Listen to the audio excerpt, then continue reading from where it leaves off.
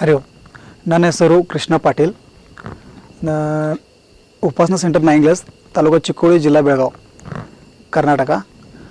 ನಾನು ಬಾಪು ಅವರ ಸಾನ್ನಿಧ್ಯದಲ್ಲಿ ಸುಮಾರು 12 ವರ್ಷ ಆಯ್ತು ಇದ್ದೇನೆ. ಬಾಪು ಅವ್ರದ ಇನ್ನುಸ್ತಕ ಅಂದ್ರೆ ಹಲವಾರು ಅನುಭವ ಬಂದವು. ಹತ್ತಿರಗಿಂದ ಒಂದು ಅನುಭವ ಹೇಳಿ ಬಯಸ್ತೀನಿ.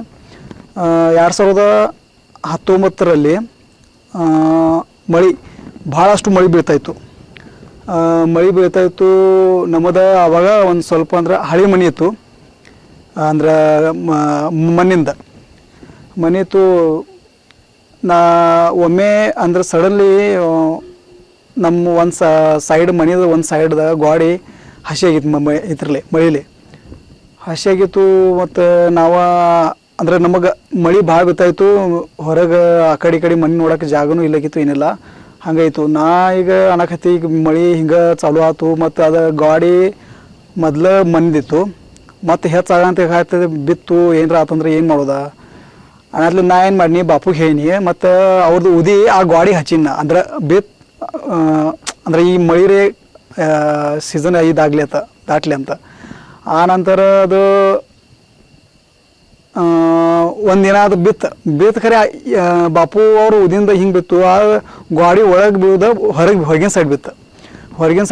ಮತ್ತು ಹೊರಗಿನ ಸೈಡ್ ಬಿತ್ತು, ಏನು ಮಾಡೋದು ಏನು ತಿಳಿಲ್ಲ. ಆವಾಗ ನಮ್ಮ ಬಾಪು ಪರಿವಾರ ಅಂದ್ರೆ ನಮ್ಮ ಉಪಾಸನಾ ಸೆಂಟರ್ದವರು ನಮ್ಮ ಅಣ್ಣ ಅದು ಇದ್ರು, ಅವರೆಲ್ಲರೂ ಬಂದು ಅದೆಲ್ಲ ಇದು ಮಾಡಿ ಅರ್ಧ ಗಾಡಿ ಇತ್ತು, ಅದ್ರ ಮ್ಯಾಗೆಲ್ಲ ಪ್ಲಾಸ್ಟಿಕ್ ತಟ್ಬಿಟ್ಟೆಲ್ಲ ಇದು ನಡೆದು. ಆ ನಂತರ ಎಲ್ಲರೂ ಹಾಕತ್ರು ಈಗ ಅರ್ಧನ ಗಾಡಿ ನಿಂತೈತಿ. ಅದು ಮತ್ತು ಮಳೆ ಚಾಲು ಆಗಿತ್ತು, ಏನರ ಮತ್ತು ಬೀಳ್ತು. ಮತ್ತು ನೀವು ಬೇರೆ ಕಡೆ ಎಲ್ರಿ ಮನೆ ನೋಡ್ರಿ, ಮನೆ ನೋಡಕ್ಕೆ ಹೋತು, ಮನೆಯಲ್ಲಿ ಸಿಗಲಿಲ್ಲ. ಬಟ್ ನಮ್ಮ ಬಾಪು ಅವರು ಇದು ಮಾಡ್ರಿ ಅಂದ್ರೆ ನಮ್ಮ ಬಾಪು ಪರಿವಾರದವ್ರದ್ದು ನಾವು ಮನೆ ಸಿಗ್ತದೆ. ಬಾಪು ಪರಿವಾರ ಅನ್ಕೋತ ಬಾಪು ಅಲ್ಲಿ ಮೊದಲೇ ಅವ್ರ ಬಾಪುಂದೆಲ್ಲ ಅಂದ್ರೆ ಸ್ಥಾನ ನಿವಾಸ ಎಲ್ಲ ಆಗಿತ್ತು. ಅವ್ರದ್ದು ಮನೆ ಸಿಕ್ಕಿತ್ತು ನನಗೆ. ಅವ್ರದ್ದು ಅಲ್ಲೇ 1-2 ವರ್ಷ ಅವರು ಅದೇ ಮನೆಯಲ್ಲಿ ಇತ್ತ. ನಮ್ಮದು ಹೊಸ ಮನಿನೂ ಕಟ್ಟಕ್ಕೆ ಚಾಲು ಆಯ್ತು, ಹೊಸ ಮನಿನೂ ಆಯ್ತು. ಅಂದ್ರೆ ಬಾಪು ಅವ್ರದ ಉದೇ ಆಗಲಿ, ಅವರ ಉಪಾಸನ ಮಾಡೋದ, ಅವರ ಮಂತ್ರ ಗಜರ, ಅವ್ರದ್ದು ಏನು ನಾಮಸ್ಮರಣ ಯಾವುದೂ ಅಂದ್ರೆ ಮನುಷ್ಯ ಯಾವ ಇದ್ರಾಗ ಅಂದ್ರೆ ಬಾಪು ಯಾವ ರೂಪದಾಗ ಬರ್ತಾರೆ ಹೇಳಕ್ಕೆ ಬರೋಂಗಿಲ್ಲ. ಅವ್ರು ಹೇಳಿನಿ. ಅವಾಗ ಅದು ಗಾಡಿ ಒಳಗೆ ಬೀಳೋದ ಹೊರಗೆ ಬಿತ್ತು.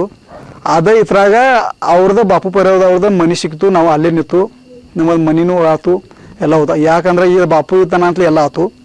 ಹರಿ ಓಂ ಶ್ರೀರಾಮ್ ಅಂಬದ್.